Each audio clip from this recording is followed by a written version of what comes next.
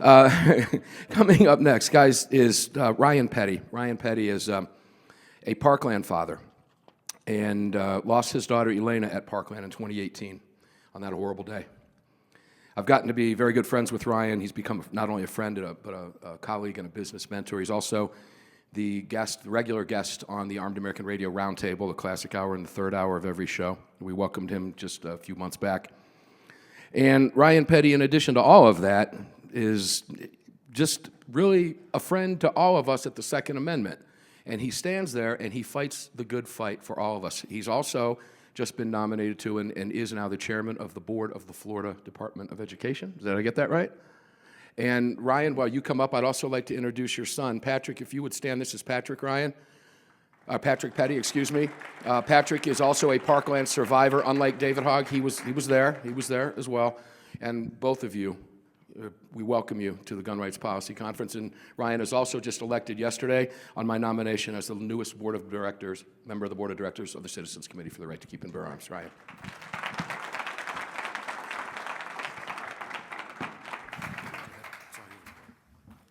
Thank you, my friend. It's good to be here today. I'm never quite sure how I'm going to react when I think about Parkland and I think about losing my daughter, Elena. I hope I can keep it together today, and I've got some really important information to share. So let's get started. I'm going to click through. All right, so I'm going to talk about how do we stop this scourge of school shootings, because in the 7.5 years since my daughter was killed in Parkland, I've learned a lot. I wish I would have known in 2016, 2017, and things that might have prevented my daughter's death and the deaths of 16 others that day, and the subsequent deaths in every school shooting that we've had across this country since Parkland. And quite frankly, this has been going on for a while. So I've got two very simple steps that will eliminate school shootings in the United States of America. You ready to hear what those are? All right. First one, let's repeal the Second Amendment, and then let's confiscate every firearm in America. How's that sound? Thank you for coming to my TED Talk. All right. Am I at the wrong conference? Maybe I was supposed to be at Comic-Con. Now let's get real for a minute. We don't live in the fairy tale world of repealing the Second Amendment. Gavin Newsom's about to learn that, correct? And we don't live in the fairy tale world where we can confiscate every firearm. And as I was talking about my presentation with John Locke last night, he reminded me, and I wrote in the Federalist not too long ago, this scourge of school shootings and school attacks doesn't stop when gun rights are violated, when our Second Amendment rights are taken, as they have been in Australia, as they are in China, as they are in Europe.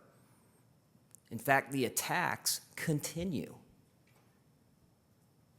The weapon might be slightly different, but the outcome is the same.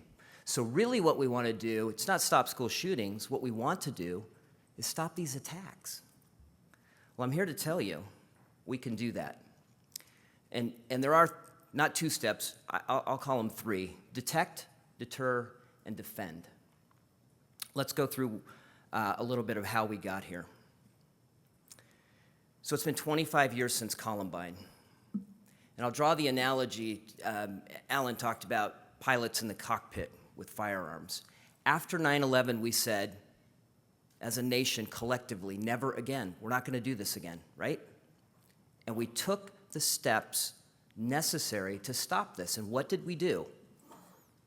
We secured the cockpit doors, and we put an armed air marshal, or we armed pilots on every plane. And what has happened since then? Have we had another attack on an airline? No. So I'm going to talk about how some of those lessons that we learned so painfully on 9/11 apply to what we need to do to protect our schools. Look, American families deserve solutions, not politics. And unfortunately, and I saw this after Parkland, my community devolved as the gun control groups, if you think the students rising up and calling for gun control was anything organic, I've got some real estate in Florida I can sell you. Those groups descended on Parkland. They immediately, and without any sympathy or empathy for what the families were going through, contacted each of us and demanded that we advocate for gun control. I had a school board member from the school district, Broward County School District, in my home telling me, arguing with me, just days after I had lost my daughter, that the gun was the issue. You know what she was hiding? Her incompetence, her inattention to school safety. We as voters in Broward County had approved in 2016 an $800 million school bond called the SMART bond. You know what S stood for? Security. You know what the school district did? Bought laptops for all the kids. You know what I saw when I toured the classroom where my daughter was killed? I saw laptops sitting on desks that had a sticker on them that said SMART. School district bought laptops. They didn't protect the school. It's our duty to keep our kids and staff safe. This mission I'm on, and I'm joined by many that have preceded me in trying to protect America's schools. Sometimes it feels like we're chasing windmills. But I've got some good news. Okay, I'm going to go over some key data really quick.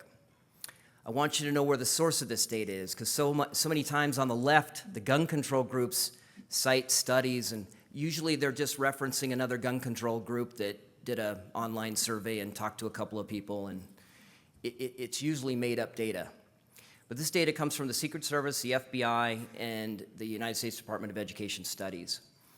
Specifically, the Secret Service, who I've had the privilege of working with in a couple of capacities. I've been able to tour with them around the country to get this message out. And I've worked with the Secret Service as we've applied some of the principles that I'll talk about in just a moment to every school in Florida. But of 67 averted school attacks studied by the Secret Service, the National Threat Assessment Center is part of the Secret Service, and I didn't know prior to Parkland, and you may not know until I tell you this, the Secret Service has been studying school attacks since Columbine. They've got a ton of research. Nobody knows about it. School districts don't know about it. And I'll share some of my experiences post-Parkland. All right, here's some key data that I want you to understand. I'm just going to put it all up on the screen, and I'll walk through this. 93% of the attacks had advanced planning. These are not spur of the moment. Yeah, that was the word I'm looking for. These are not spur of the moment. These are planned attacks, okay? Less than 5% were impulsive. 94% of the plotters shared their attack information with somebody else. 94%. I don't know if that hits you. That's great news. What does that mean? Over 9 out of 10 of these we know about before they start. Unfortunately, and 70% are shared with fellow students. The kids know what's going on. My son knew the killer. He'd been violent since kindergarten. He attacked another student for the first time in kindergarten. What did the school district do? Very little. We'll talk about school discipline in just a second. Only 19% of these get reported to adults that can do something about it. Unfortunately, the attack in Parkland, the threat was reported to the school district. They did a failed security assessment because the administrator wasn't trained on the IT system and couldn't figure out how to complete the form, so they left it in draft form on their computer. Nothing happened. All right, the typical planning timeline for these attacks are 8 to 12 weeks. There's typically some sort of a a triggering event.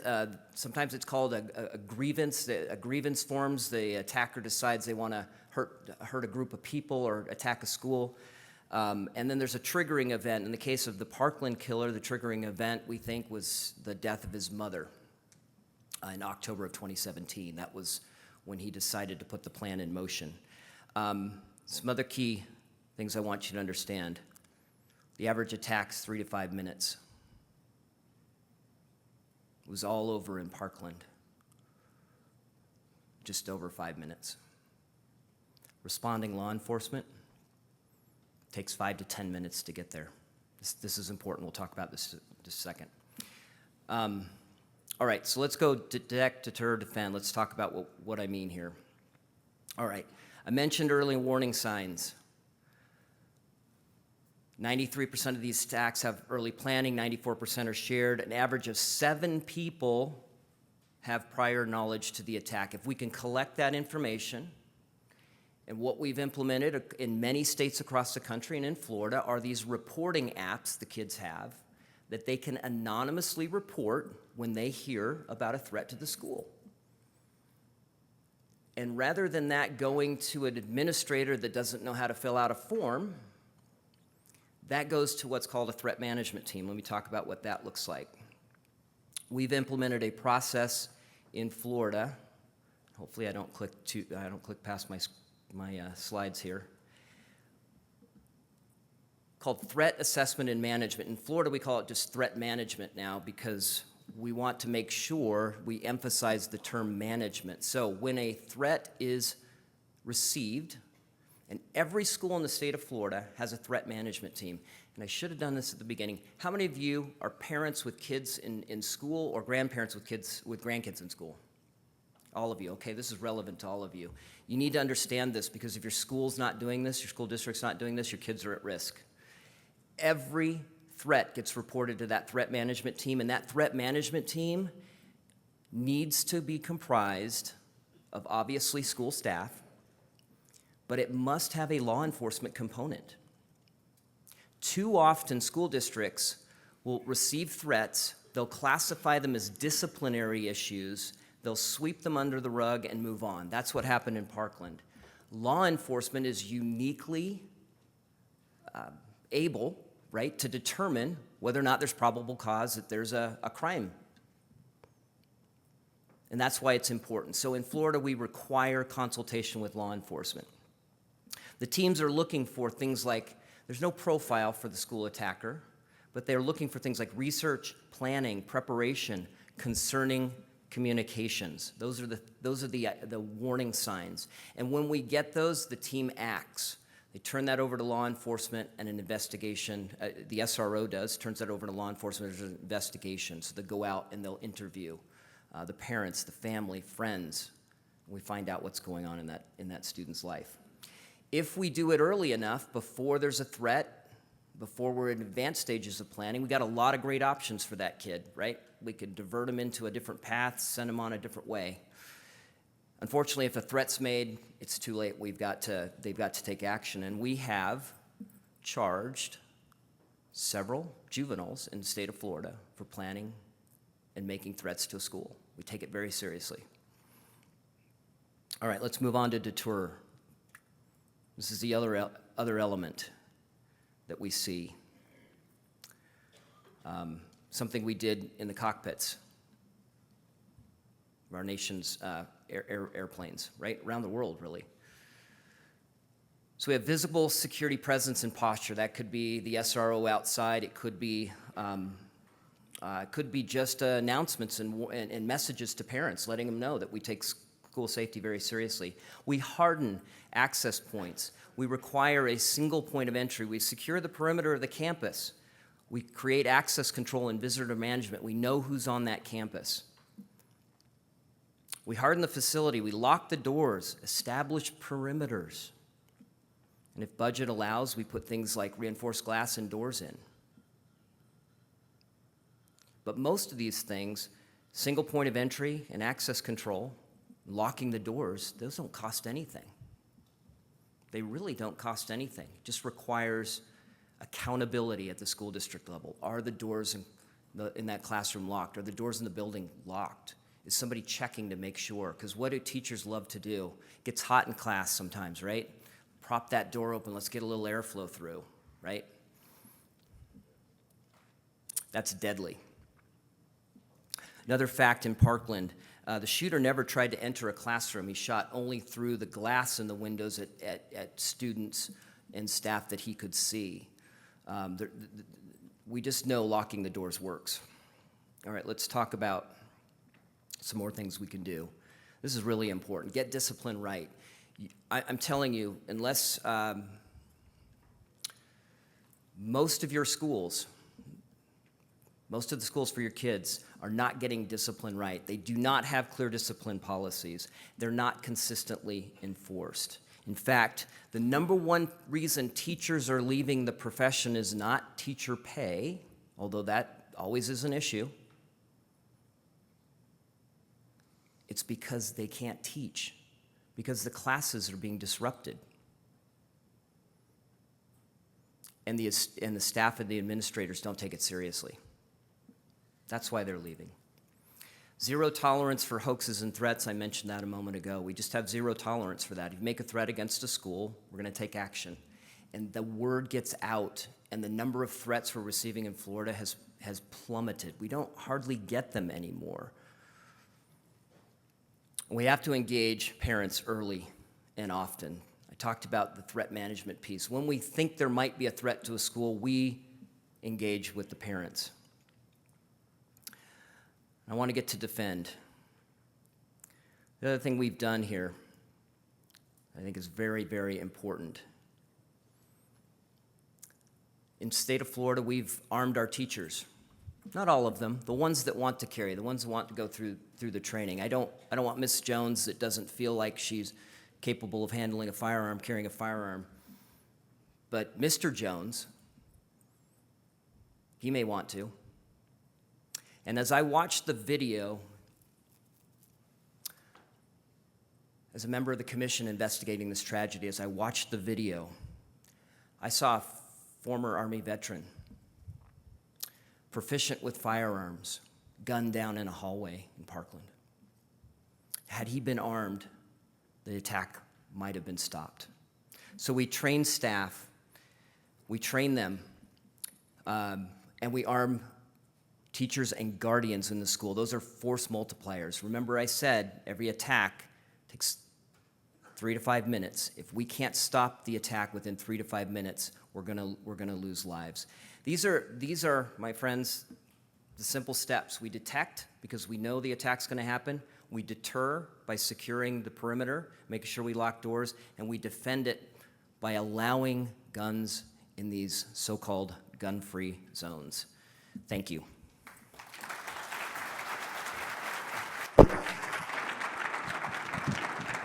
Still had another minute.